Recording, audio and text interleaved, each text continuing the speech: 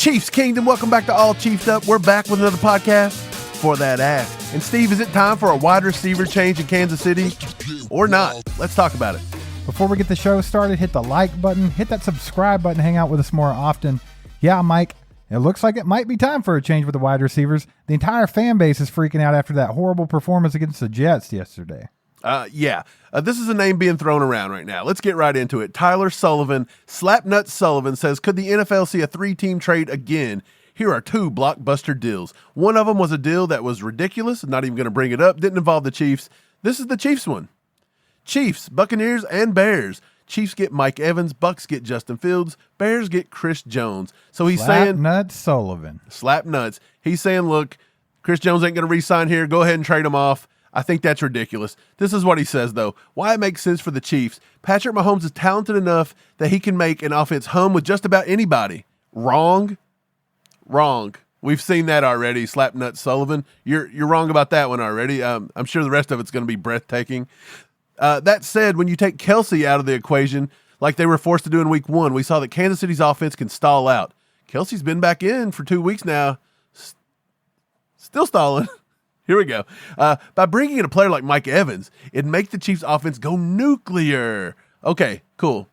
It probably would. He's 31 years old. He's pretty good. Is it even going to be that big of a deal, Steve? And would we even trade Chris Jones to be able to pull in a Mike Evans like that? That to me sounds like the craziest pipe dream of all pipe dreams.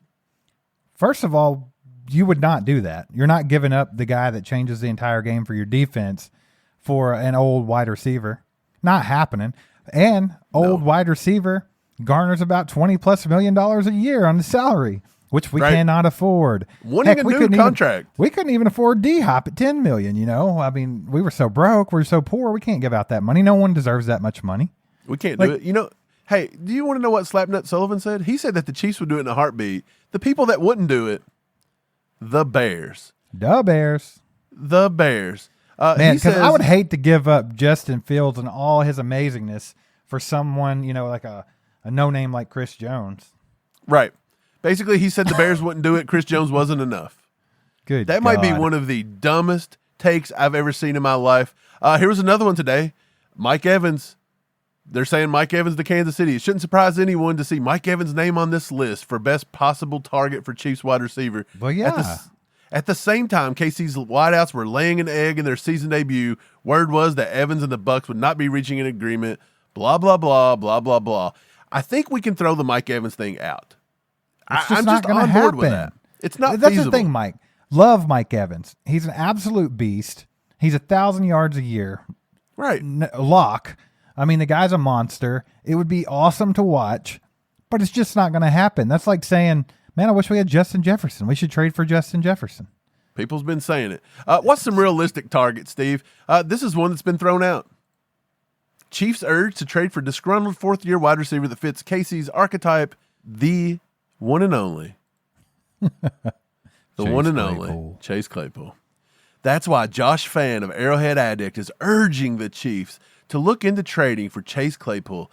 At first glance, Chase Claypool seems like the exact type of player Brett Veach and general manager for the Chiefs would trade for, Fan wrote.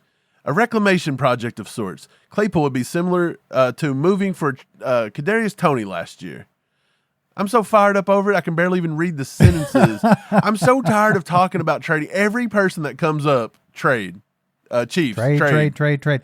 Here's the thing, man. What does Claypool offer us that we don't already have? Nothing. He's just a bunch more mid. That's all. I mean, would he be bad in the Chiefs offense? Nah. Would he be great? No. It'd be about exactly what we have. If the offense is going to continue to play like they're playing, it doesn't matter who we stick out there, man. Like, do you remember when we got Juju? Juju was talking about being a mentor in Pittsburgh, and he said that he had to keep Chase Claypool motivated. And as soon as he was out of there, what happened? Claypool pissed off some people. He got shipped out. It's week 4. He's a healthy scratch, and they're pissed off the Bears. Now they're trying to send him out. Yeah. Why do we keep wanting this? We want him on our team. That's the type of guy we want around. Good Lord. Not only would we have Kadarius Toney, who's got his fingernail broken every other week, but we want Chase Claypool, who's got his panties in a wad. Like, what are we trying to do here? This team needs to get better. We're missing at the wide receiver, Mike. We're missing like that one big guy we've talked about. That's why people bring up Mike Evans. But that's a pipe dream. That's not going to happen. I'll tell you what, man, I don't think they're going to change anything with the wide receivers this year. I think they're going to be stubborn. They're going to stick with what they got, and hopefully it works out. Maybe someone will finally step up and do something. But right now, in the first 4 weeks, I haven't seen it. All the rage on Twitter, we need to save Kyle Pitts from Atlanta. What's that do for the wide receiver room? He's a tight end. Well, you didn't know that, we could just play double tight ends all the time and it would be unstoppable. Probably better than what we have. Probably. Let's be completely honest. This is a guy I thought about earlier today. I was looking for some realistic guys. This is one that come to mind for me. Hollywood Brown from Arizona. I have a feeling that Arizona is kind of tanking, trying to get the Caleb Williams sweepstakes going. You don't have a feeling that they're tanking. I think the only reason they beat Dallas because everyone hates Dallas that much. Right. So Hollywood Brown, he's like 5'9". He's 181. He's the little speedster guy. That's what the Chiefs like in their offense. They don't use the big wide receivers. They use the tiny tots. That's what they do. In 2019 with the Ravens, 585 yards, 7 touchdowns. In year 2, 770 yards, 8 touchdowns. Year 3, 1,000 yards, 6 touchdowns. This is all with a running back at quarterback, by the way. Then he decides he wants to go play with Kyler Murray because of the Oklahoma connection. 709 yards for 3 touchdowns. And this year so far, 21 receptions, 239 yards, and 2 touchdowns. That is that's more receptions, more yards, and more touchdowns than all of our wide receivers combined, by the way. I also dug this up. When the Ravens, and you talked about this trade, asked Doozable during the interview with Hollywood Brown, this was a couple years ago, did you kind of get to choose where you wanted to go? And did you and Kyler Murray's history play into choosing where you wanted to go? Hollywood Brown says, I told them I would like to go to the Cardinals. I think the Chiefs were in play and the Packers were in play. The Chiefs and Packers made a play towards the end to try to trade for Hollywood Brown back when he was traded to the Cardinals back in the 2022 season, the offseason there. Could it be possible Brett Veach still got an eye on him, just like he did with Kadarius Toney out of the draft? And could it be possible we maybe, knock on Murr from Impractical Joker's door and see if they want to maybe give up Marquise Brown? I mean, it's a possibility, man. Brett Veach does get locked on these players. Think about it. He did it with Richie James. He's done it with Kadarius Toney. He sees a guy he likes, and even if he doesn't get him in the draft, he keeps his eye on him for a couple of years. It's like when can he get in here and snipe him out and keep him on a rookie contract for a minute? Well, now Marquise Brown though, I don't know what his contract's like at all. Right. So I haven't really looked at that. I don't know how that would, play into everything. But I think you're right. This is a guy that the Chiefs have been after in the past, and Brett Veach does like to, he kind of gets stuck on a certain type of player. And he's definitely that guy. I mean, he's a guy that's going to take a top off the defense. He's more that little guy. That seems to be what they want to do. Now we have a lot of receivers in here, a little bit bigger, like MVS. He's 6'3". And then we have Justin Ross and Rashee Rice. And it seems like that Andy Reid has no idea what to do with these guys. But I bet if you give him a bunch of little 5-foot tall guys with, little man complexes, he would know exactly what to do with them. Look, he's still playing on his rookie contract. His rookie contract, he come in at the age of 22. He come in 2019. His rookie contract, I believe, was $11 million with $6.5 signing bonus, and then Arizona in 2023 this year he's playing. They picked up his $13.4 million option. So basically, this is his fifth year rather. So he's playing on his 5th year option. He's going to be looking for a big contract coming out of it. So that might be where Brett Veach says, look, can't pay him. We're not going to play nobody. But maybe he helps us for the rest of the season. Who knows? I honestly think he's just going to stick with what we got. I think that Andy, as well as Brett Veach and the rest of them, they're all just stubborn, man. I think we have what we have. Can we play Justin Ross at some point? It would be great. It would be great if they would give this kid a shot. Because whatever they're doing right now, it's not working. Offering you so great, making $11 million. He's got literally 5 catches on the season. He's averaging $6 million a catch. If you're only going to target the guy 1, 2, 3 times a game, and he's not a decoy, obviously, because you're not targeting anybody else. It's not getting anyone else open. Right. Then what are we doing? Why can't Justin Ross do this? What are we doing? Let Justin Ross get 30 and 40 snaps a game, and let him get a little bit of knowledge with the playbook, a little bit of game experience. if you're not throwing to MVS anyways, if you're not running decoys, what is it? He's not getting open. So Justin Ross can go out there and not get open then.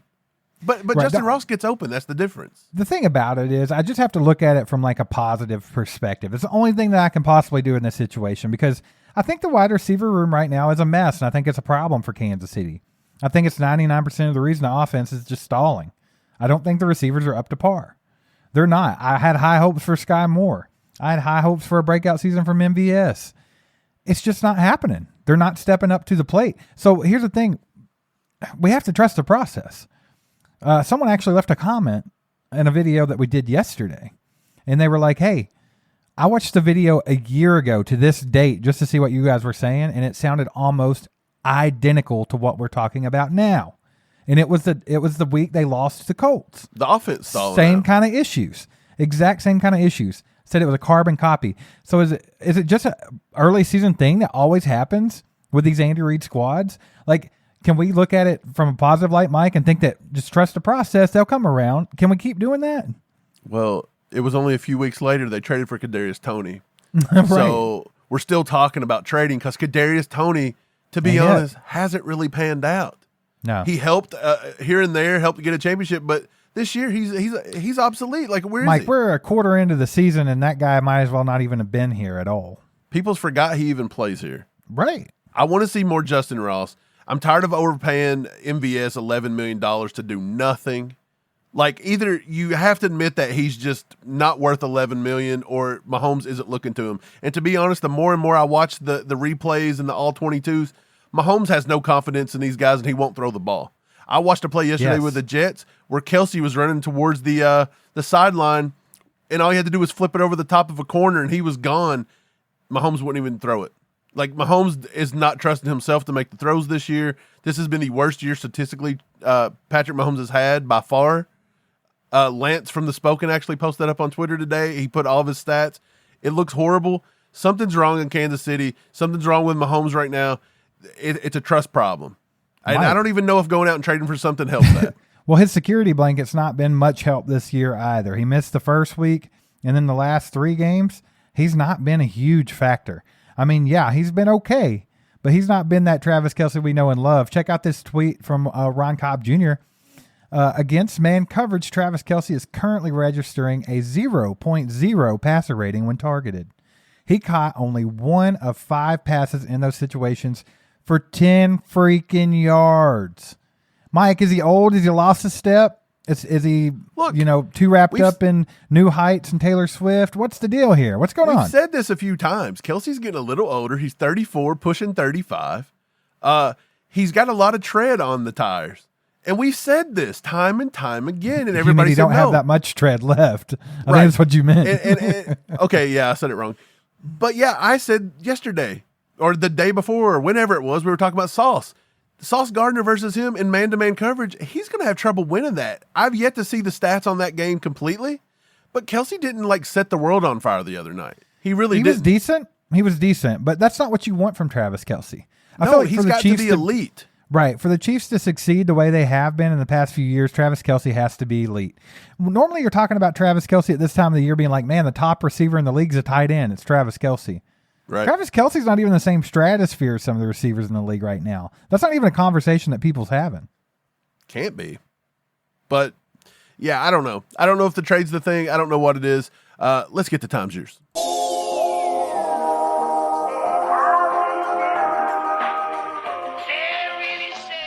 That time's yours. Time's yours, Chiefs Kingdom. Let's jump right in. Scott Crosser says, I honestly think Claypool would have trouble standing out in a room with Tony, Rice, and Ross. He also seems like he is not very committed. Scott, you're right on the committed part. Tony, Rice, and Ross. I don't know if I put Tony in the top 3 right now. Well, that's what he's saying about Claypool, though. Exactly. I mean, honestly, I think understand what he's saying. Kadarius Toney's just as good as Chase Claypool. Yeah, I understand what he's saying. Yeah, I'm with him. I think 100% he hit the nail on the head here. Like, Chase Claypool would just go into oblivion here, and then he'd probably throw a hissy fit and be gone in a year because he's a crybaby. Like, we don't have time for it. We don't need any kind of extra drama. That's for dang sure. So, I mean, I'm right there with him. I think Chase Claypool is a terrible idea. I think it would be a big-time failed experiment. Totally agree. Totally agree. Dart, Anya, D'Artagnan. I don't know. They need to keep handing the ball 20 times a game to baby bull Isaiah Pacheco. Steve, that comes off our video yesterday. YouTube decided they didn't even want to show that video to nobody yesterday. They put a big old, no. They put a lock on it. They said nobody should look at it. No one watch this. We're just going to lock it away. This one's for another time. They locked it away. If you haven't watched that, go back and watch it, by the way. It was pretty nice. We talked about Pacheco. Pacheco had a career day. Dude, we said Pacheco needs to keep getting 20 carries a game. That's when we're going to move it along. And to be honest, that should have opened up the pass game. And the pass game didn't open up because our receivers can't get open. Mahomes won't trust them. He won't throw the ball. It's a combination of those two things. Doing some crazy stuff. Is it okay? Is Patrick Mahomes a big enough boy to take a little bit of criticism here and there when he deserves it? Or are Chiefs Kingdom always just going to turn the blind eye to that? Like, he's allowed to just always play. He can have his games here and there, and you can never say a word about it. Or can you be like, look, he had a bad game. Admit it. As far as coming from Patrick Mahomes, he's probably the first one to tell you he played like dog water. Right. But, I mean, as the fans, he's untouchable. You don't talk about it. Don't talk about it. I mean, he could look like a complete fool like he has in some games, but we will not discuss it. But the fact of the matter is, Mike, don't. He's the great one. He's the one that'll go out and still find a way to win the game when he's playing like crap. That's what we talked about yesterday, too. Brady, so it's kind of hard to knock on the man. Right, Brady was good. Peyton Manning was good. These are all the same kind of Aaron Rodgers, and they all have games where they wish they could have had back. Mahomes has had a lot of bad games in his career. I would say this Jets game probably goes into one of his top 5 worst I've seen Mahomes on a football field. Yeah, for sure. I mean, that's the thing about it, Mike. Pat Mahomes bad is pretty daggone bad. Like, when he's great, he's the greatest to ever play. But when he's bad, he's you would think his bad would be like elevated to the tops of the charts. But it's kind of not. He kind of looks human every once in a while, don't he? Dude, it's complete night and day. Dr. Jekyll, Mr. Hyde. It's complete opposite, man. Like, dude loses his mind sometimes and forgets that he even plays football, I believe. But the thing about it is he's still such a competitor that even when he forgets how to play football and he looks like a little kid on the Pee Wee football field, he'll find a way to win. Somebody said yesterday that Pat, it was a smart play when he took the slide at the end. And he just was doing the smart football play, right? There was a lot of people that hate his guts for that. I know. I get it, but cool. He cost a lot of people a lot of money. You know what I think it was? I think Pat is so much into reality, and he knows he had such a bad game, he knew he didn't even deserve to take a cheap touchdown. He's going to punish himself for it. You do not pad your stats, Pat. And he said, I will not. I don't know if that was it or not, because he looked pretty daggone confident in himself when he stood up and gloated in front of the crowd. Yeah, so. He did. Maccaberry says, our wide receivers are just a little too mid, Steve. Pat is great, but he isn't Superman. He needs at least one wide receiver who is a little bit above mid. Last year he had Juju. This year he's got nothing. Yes. Steve, people told us last year that we were done for wanting Juju. Juju couldn't do anything, and he sucked. Juju was right at 1,000 yards, and I think Juju and Pat had a little bit of chemistry. And that's what we needed. We don't have to replace Tyreek Hill. All we needed was a Juju and a little bit of extra. But this year, we've got a little bit of extra. We don't even have a Juju. Exactly. But hey, they said we were crazy for wanting Juju. And then after that, came and passed, and it was actually a good thing. We won the Super Bowl. Now, we were like, hey, we've really got to take a look at D-Hop or somebody. We need somebody. But guess what? The same people that didn't want Juju don't want anybody else. Like, we're fine. Patrick Mahomes can throw it to the coaches, the water boys, the old men over at the nursing home. Whatever. I know a few players he can throw it to. Yesterday, they were all wearing green. Let's move on. Don Armstrong. Mike seems pissed about a win. Let me tell you something, Don. I'm going to start this off really nice. Oh, here we go, baby. Here we go. I'm going to start it off. I wasn't pissed about a win. I said that this could come off negative. I said that yesterday, did I not? I said this may sound negative, but it's not. A win's a win. I'm the one that said that we wasn't going to blow them out. I'm the one that said that they had a better defense, and everybody in the comments told me I was crazy. So let me tell you something, Don. It wasn't. But I'm not going to sit here and be a cheerleader for an offense that don't deserve it. Mike, put the comment back. I want to be Don. I want to be Don in this scenario. Okay, you be Don then. Mike seems pissed about a win. They did rush for 200 yards, but Mike wants 350 passing and 4 touchdowns. They are 3-1. You really talking like they lost?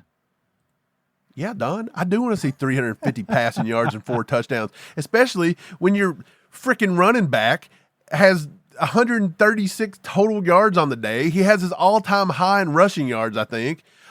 We should have opened up the pass, but we couldn't get that. He was outplayed by Zach freaking Wilson. Right, man, the Jets have a great defense, and I understand that. The Jets shut totally down the Bills. But you know what Zach Wilson did, Steve? What? He was so efficient yesterday that the Jets defense wasn't tired. The Chiefs defense was tired. They were That's gassed. the difference. They kind of played a little bit about what I said. AFC South. Well, here's the thing, man. Like I was saying, the Jets defense is the real deal. They're good. But the thing about it is, Mike, if the Chiefs want to win the Super Bowl again, they have to beat good defenses. They can't go out and look just absolutely lost when they're playing a good defense. And again, I refuse. We're a talk show that talks about everything, the good, the bad, the ugly. I refuse to be a cheerleader if you don't deserve it. I'm not going to do it. I'm not going to tell them all that they had a great game when they didn't. That is the generation that's building a bunch of losers. That's the generation handing out trophies to everybody and participation ribbons, and you don't win Super Bowls doing that. Hey, that's Andy Reid's job to be like, hey, that was a good, tough win there. You know, it's his job to make them all feel better about And their I don't think lives. I'm being negative for saying the offense looked like trash. You're not. You're just being honest. Everyone with a set of eyeballs watching that game yesterday knows that the offense If you was come trash. out and said that offense was good yesterday, you don't have a clue. You don't need to be watching the game. You are last name nuts, first name slap. First name slap. And with that done, alley-oop. Boom shakalaka. That's it, done. Got the Steve, reverse dunk. We got one more thing to talk about today. Jets corner Sauce Gardner disputes Patrick Mahomes' comments on a penalty I was not holding, says Charles Schwab's cousin Frank over here. Frankie Schwab, looking like a Charles Schwab done dipped his penis in some bathwater and let it marinate, and they pulled it out and created Frank. Okay, here we go. Mahomes discussed it on Monday. At the end of the day, you get your hands around the guy's neck like 15 yards down the field, and they're going to call it and say something. It's going to be called holding or illegal contact. Once I saw him grabbed, I threw it up there to give Marquez a chance, kind of knowing the flag was going to come.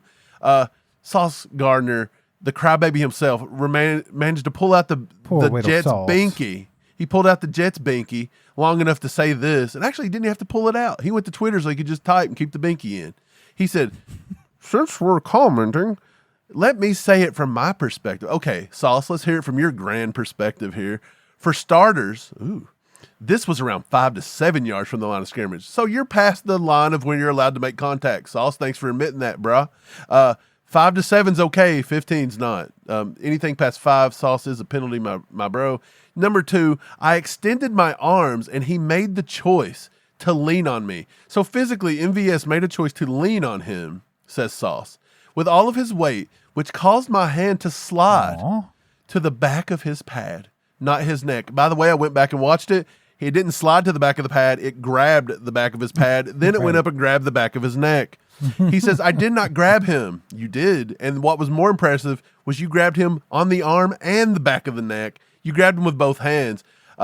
He says he tried to swim with his right hand. There y'all have it. I was not holding our legal contact. Steve, Sauce Gardner needs to grow up. Man up and admit you were wrong. Do you taste that? Salt. That sauce is a little salty. Salty.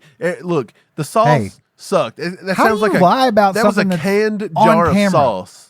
It was a canned jar of sauce that we got from Goodwill and the Scratch and Dent from like 1995. Got That it was for half 5 cents molded, or by the whatever. way. Yeah, a lot of extra salt though. But either way, how do these guys get off on lying about something that is on video? He Like we actually can watch showed it the with clip, our own Steve. eyes. Mike, he He posted showed the the clip clip. with that. He posted Exactly. it with that. And then And tried to said- fool everybody and gaslit everyone. I didn't grab him. We just watched you do it, moron. You posted the video. Like, come on. I recommend everybody go to his Twitter, watch the video, light him up. Sauce Mike, I is- recommend everyone go to our X account. I actually Please. I tagged Sauce Gardner, and I said, hey, we just talked to, and I tagged him, Jamar Chase, Have a and he little said Bengals that you binky. could borrow one of these. Just, pacify yourself. Yeah, little have salty a little man. Bengals, have a little Bengals binky there, buddy. Have a little binky. Have a little binky time. There it is. Hey, Sauce, have a little binky. Have one of those, saucy boy. Dude, I'm tired of it. The Chiefs are the only team in football not allowed to have a call. Like, God forbid that you didn't, the Jawan Taylor safety wasn't called and they just gifted them 17 free points. God forbid Derek Nottie doesn't get a face mask called on him and they call the wrong call there. But you're not allowed to call anything in the final minute against the Chiefs, even if it's wrong. Why do they keep putting the Chiefs on primetime, Steve? All it turns into is the NFL's rigged. You can't call anything. Everybody whines about it. They find something new to cry about. Yeah. It takes Twitter by storm. Everybody whines and cries and gets their little tissue out. Why do they keep doing it to themselves? Do they like hearing that the NFL's rigged? Just quit putting us on primetime. We don't even make a game. Some controversy. Look, we don't even need to be on primetime. Being on primetime means when we go up 17-0, they want to keep them in the game and they keep making bad calls rather than letting us blow them off the screen. Well, so quit. I don't want primetime anymore. That's one thing Patrick Mahomes has always been good at, along with a lot of other great quarterbacks. If they see a penalty taking place, they're going to throw the ball at it because guess what? They're going to have to call it. Yeah. Like, how many times did Tom Brady do that in his career? I bet every last-minute drive by Tom Brady, he would find something that remotely looked like a penalty and just chuck the ball to it just to see if he'd get a flag. They got mad, Steve, because they caught the official in 4K taking longer than 0.1 seconds to throw the flag. As if he's just has a flag in hand, just ready to throw it. No, he's watching the play. He's making sure there's not another foul that could offset. He's got to reach blindly. He's got to throw. He's trying not to hit the player. Shut up. Just shut up. Grow up. Shut up. Here's what I've learned. It's time to grow Every up. time the Chiefs get on TV, I've learned that everybody watches and cries. They have no idea what the game of football is. They have no idea what the rules are. Why are they so vocal about something they don't know? I don't go into hospitals and tell brain surgeons how to do brain operations. And I damn sure don't sit around and act like I'm so arrogant I know exactly what I'm talking about the whole time. So shut up. It's usually a bunch of football casuals anyway that watch these primetime games. It'll be like the 20-year-old girl you know has never watched a game in her life, but she has nothing else better to do. So she picked up the shirt at the store earlier today. I'm going to take a selfie with it and put it on Facebook and put a post about how I love blah, blah, blah. Travis Kelce, he's the prettiest man alive. And while we're on it, it's out of control. Can I say one more thing before we get out of here? Wow, shut up with the Taylor Swift stuff. Like, she's an adult. She can do what she wants. Travis can do what she wants. Guess what? She don't want the NFL showing her every move every 5 seconds either. She'd probably like to have the privacy. It's not her fault it's happening, okay? So just grow up and move on with your life. They don't show her enough to interrupt the football game. I've heard 10 times a day, I tried to watch football, and all they talked about were they didn't talk about Taylor Swift that much. You're just a sensitive baby. Hear people talk about Taylor Swift than ever hear Chris Collinsworth talk about anything, to be quite honest. Play Taylor Swift's entire discography over the game and shut Chris Collinsworth's mic off. That'd be perfect for me. Yeah, but by the way, we're all adults here. Leave her alone. Like, first you wanted to attack Brittany. You had to attack Brittany. Now you got to attack Taylor. Now you're back to... alone. Can we just all shut up and move on? Like, just shut up. Let her live. Hey, let Travis bang who he wants. Let him get it. Everybody grow up. And thanks for tuning in, by the way. Hit that sub button. Click that bell. And thanks for tuning in. Go Chiefs. Aside from my soul.